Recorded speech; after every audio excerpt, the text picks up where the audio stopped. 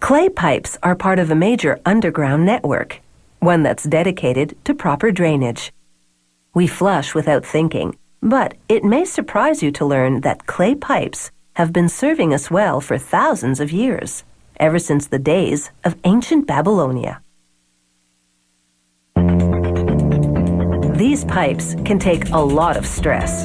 They bear the weight of soil and structures overhead, and they won't corrode. They start with scrap clay from manufacturing, raw clay, and shale. After these materials have been roughly processed, a loader scoops the mix onto a conveyor that takes it to a mill for a finer grinding.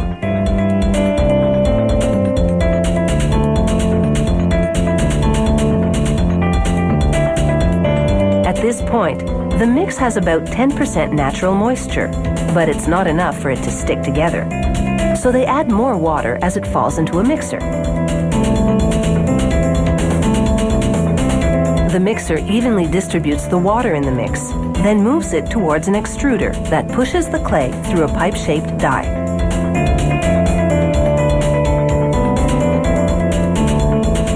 The clay pipe that emerges is 20 centimeters in diameter, the size that typically serves a residential side street. It has a bell-shaped opening. It's the female part of a joint that will fit to the male end of another pipe.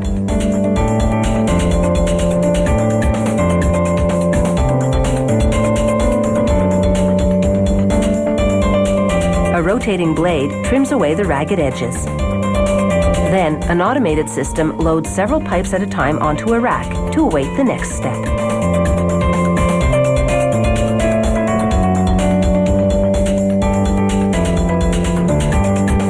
Over on another production line, they're making flue liners for chimneys.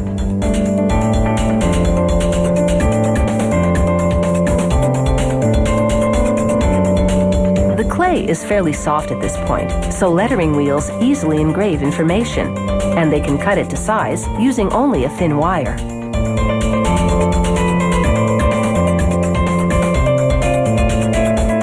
An upender lift stacks it on a pallet to await further processing.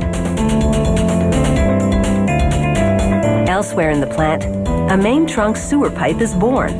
With a diameter of over 38 centimeters, it's big and needs a substantial trim job to get rid of the rough edges.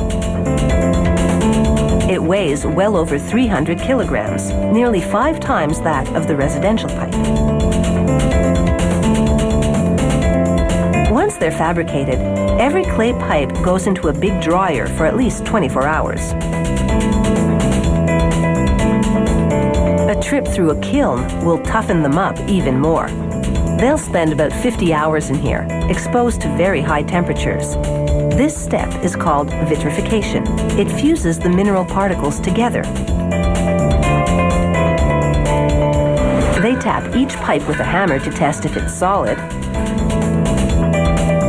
and perform a thorough visual inspection.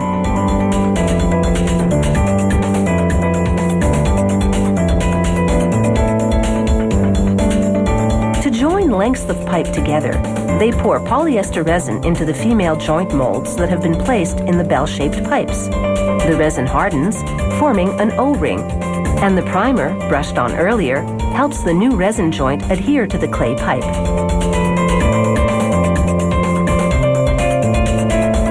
Next, they make a male joint by pouring resin around its spigot end. This will make for a joint with a tight seal.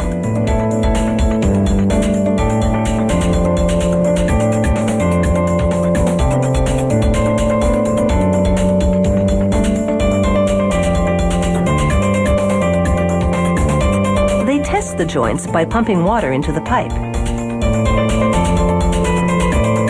Then they raise it as they place a load on the joint. How much pressure will this joint take without failing?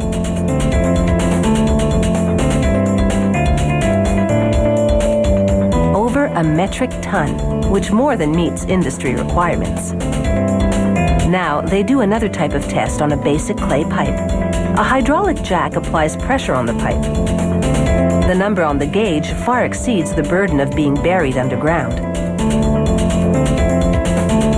And so these pipes are now ready for civic duty down in the sewers.